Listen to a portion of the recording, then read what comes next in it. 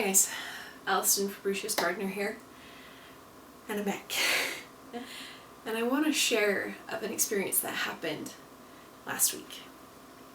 My husband and I are getting ready to move, and I have to honestly say I did not think that that phrase would ever roll quite so smoothly off my tongue. There were times when I thought that we would be in this apartment forever because of things that came up, things that I heard, stuff that happened, that I saw myself trapped here, stuck. And I'm not even exactly sure where I'm going with this video. It's sort of the intimidating thing about this is when I was originally doing my channel, I would always plan out so carefully where I would go and how I would teach the technique and how to apply it and step by step. This is much more free-flowing because I am still discovering what is in my heart. I am still discovering where we're going and finding things that are coming up for me from 4 long years of life. The thing that I've learned is that if you don't take care of an emotion in the moment, if you don't embrace it and feel it like I talked about last time, you store it. And the more you store it, the more that it gets toxic and the more that it will eventually come bursting out of you. And this last week has definitely been a bursting kind of a week because, like I said, the truth about emotions is that you feel them and that's how they go away. I just barely learned that in the last 6 months. So I have 3.5, 4, 5 years of storing them. So they catch me by surprise sometimes and they just come out and want to be felt. And so this 2 weeks ago, I promise we'll hopefully eventually bring this all together. I'll try. 2 weeks ago, we were walking home from church and talking, and my husband mentioned, I'm ready to move, I think is what he said. And I said, okay, let's do it.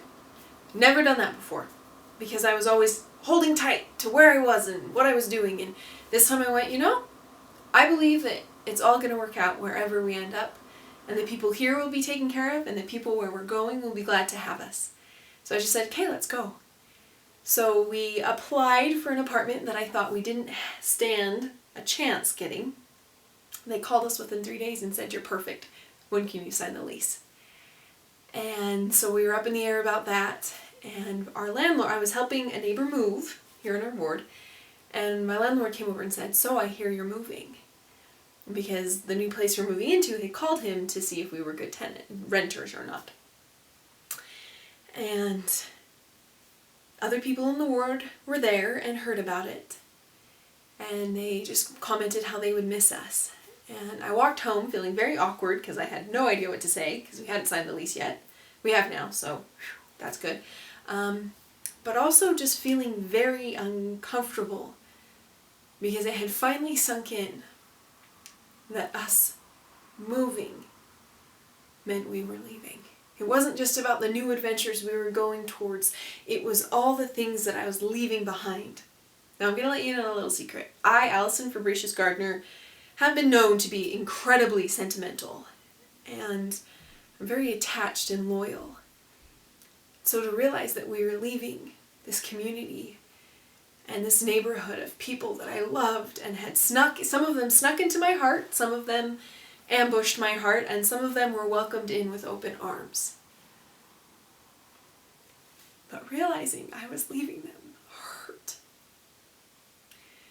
And in that moment, I was so tempted to go back to my old self and read that pain away, or to watch TV into the wee hours of the night because I didn't want to grapple with what it meant to miss. That was how I used to handle emotion. I was afraid of what the next day would bring, or was grumpy about what the next day would bring, and I figured if I stayed up late enough, tomorrow would just never come. And for one brief moment, I was tempted to do that again. But then I remembered emotion makes me strong.